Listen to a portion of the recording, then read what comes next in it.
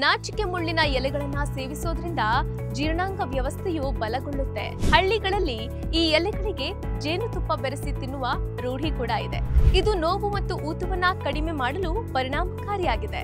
ಇವುಗಳನ್ನ ನಮ್ಮ ದಿನನಿತ್ಯದ ಆಹಾರದಲ್ಲಿಯೂ ಕೂಡ ಉಪಯೋಗ ಮಾಡಬಹುದು. ಹಾಗೆ ಇದಕ್ಕೆ ಮೊಸರು ಸೇರಿಸಿ ತಂಬುಳಿ ಕೂಡ ಮಾಡಬಹುದು.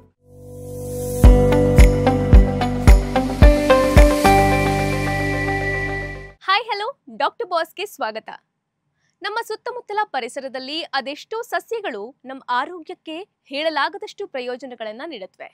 ಅಂತಹ ವಿಸ್ಮಯಕಾರಿ ಸಸ್ಯಗಳಲ್ಲಿ ನಾಚಿಕೆ ಮುಳ್ಳು ಕೂಡ ಒಂದು. ಈ ಗಿಡಕ್ಕೆ ಹಲವಾರು ಹೆಸರುಗಳಿವೆ.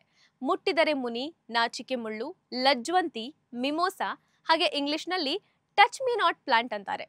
ಮುಳ್ಳುಗಳಿಂದ ಕೂಡಿರುವ ಈ ಸಸ್ಯ ಎಲ್ಲಾದ್ರೂ ಕಾಣಿಸಿದ್ರೆ ಅದರಿಂದ ಮಾರುದ್ದ ದೂರ ಹೋಗೋರೆ ಹೆಚ್ಚು. ಆದ್ರೆ ಇದರಿಂದ ಸಿಗುವ ಅದ್ಭುತ ಆರೋಗ್ಯ ಲಾಭಗಳ ಬಗ್ಗೆ ಗೊತ್ತಾದ್ರೆ ನೀವಿದನ್ನ ಮನೆಗೆ ತಗೊಂಡು ಹೋಗೋದು ಗ್ಯಾರಂಟಿ.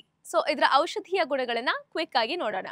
ಮಧುಮೇಹಿಗಳಿಗೆ ವರದಾನ ಮುಟ್ಟಿದರೆ ಮುನಿ. ಮುಟ್ಟಿದರೆ ಮುನಿ ಎಲೆಗಳು ಮತ್ತು ಬೇರುಗಳು ಮಧುಮೇಹ ರೋಗಿಗಳಿಗೆ ವರದಾನವಾಗಿದೆ.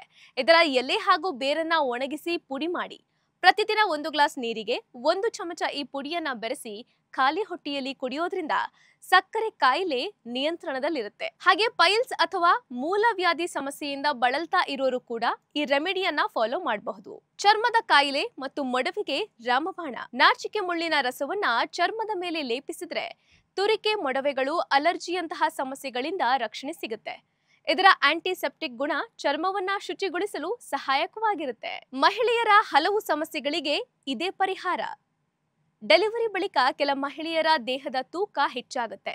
ಈ ಸಮಯದಲ್ಲಿ ನಾಚಿಕೆ ಸೊಪ್ಪಿನ ರಸವನ್ನ ಹೊಟ್ಟೆ ಮೇಲೆ ಹಚ್ಚಿ ಮಸಾಜ್ ಮಾಡಿದ್ರೆ ಬೆಲ್ಲಿ ಫ್ಯಾಟ್ ಕಡಿಮೆ ಆಗುತ್ತೆ.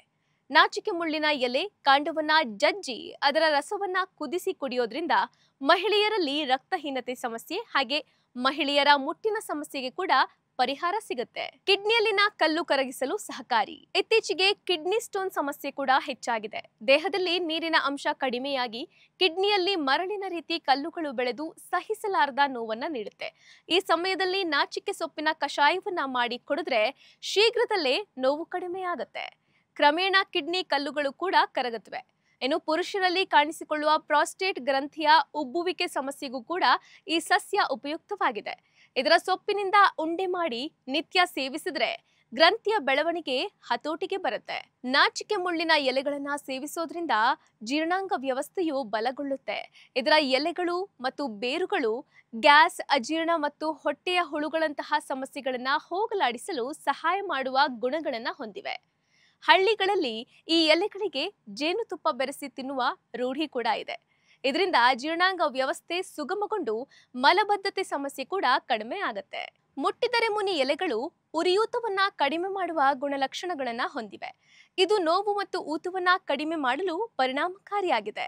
ಗಾಯ, ಉಳುಕು, ಊತ ಅಥವಾ ಸಂಧಿವಾತದ ಮೇಲೆ ಈ ಗಿಡದ ಬೇರುಗಳು ಮತ್ತು ಎಲೆಗಳನ್ನ ಅರೆದು ಲೇಪಿಸಿ ಬಟ್ಟೆಯಿಂದ ಕಟ್ಟಿದ್ರೆ ತಕ್ಷಣದ ಪರಿಹಾರವನ್ನ ನೀಡುತ್ತೆ. ಇದು ದೇಹದ ಒಳಗಿನ ಉರಿಯೂತವನ್ನ ಕಡಿಮೆ ಮಾಡೋದಕ್ಕೆ ಕೂಡ ಸಹಾಯ ಮಾಡುತ್ತೆ. ನಾಚಿಕೆ ಮುಳ್ಳಿನ ಎಲೆಗಳನ್ನ ಜಜ್ಜಿ ಗಾಯದ ಮೇಲೆ ಹಚ್ಚಿದ್ರೆ ರಕ್ತದ ಹರಿವು ಕೂಡ ತಕ್ಷಣ ನಿಲ್ಲುತ್ತೆ. ಇದು ಆಂಟಿ ಹೆಮರಾಜಿಕ್ ಗುಣವನ್ನ ಹೊಂದಿದ್ದು ತೀವ್ರ ಗಾಯದ ಪ್ರಾಥಮಿಕ ಚಿಕಿತ್ಸೆಯಲ್ಲಿ ಅತ್ಯಂತ ಪರಿಣಾಮಕಾರಿಯಾಗಿದೆ. ಇನ್ನು ನಾಚಿಕೆ ಮುಳ್ಳು ಕೇವಲ ಔಷಧಿಗೆ ಮಾತ್ರವಲ್ಲ, ಇವುಗಳನ್ನ ನಮ್ಮ ದಿನನಿತ್ಯದ ಆಹಾರದಲ್ಲಿಯೂ ಕೂಡ ಉಪಯೋಗ ಮಾಡಬಹುದು. ಮುಟ್ಟಿದರೆ ಮುನಿ ಗಿಡದ ಎಲೆಯನ್ನ ಸ್ವಲ್ಪ ತುಪ್ಪದಲ್ಲಿ ಹುರಿದು ತೆಂಗಿನ ತುರಿಯೊಂದಿಗೆ ಸೇರಿಸಿ ರುಬ್ಬಿ ಚಟ್ನಿ ಮಾಡಬಹುದು. ಹಾಗೆ ಇದಕ್ಕೆ ಮೊಸರು ಸೇರಿಸಿ ತಂಬುಳಿ ಕೂಡ ಮಾಡಬಹುದು. ನಾವೆಲ್ಲರೂ ಕಳೆ ಎಂದು ನಿರ್ಲಕ್ಷಿಸುವ ಈ ಸಸ್ಯ ನಿಜಕ್ಕೂ ಭಾರತೀಯ ಆಯುರ್ವೇದದ ಶಾಸ್ತ್ರದಲ್ಲಿ ಅಮೂಲ್ಯ ಸಂಪತ್ತು. ಇದನ್ನ ಮನೆಯಲ್ಲಿ ಬೆಳೆಸೋದು ಸುರಕ್ಷಿತ ಮತ್ತು ಉಪಯುಕ್ತ.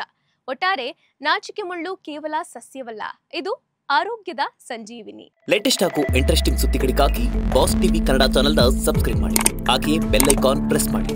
ಇದರ ಜೊತೆಗೆ ಫೇಸ್ಬುಕ್, ಇನ್ಸ್ಟಾಗ್ರಾಮ್, ಎಕ್ಸ್ ನಲ್ಲೂ ಮಿಸ್ ಮಾಡದೆ ಫಾಲೋ ಮಾಡಿ.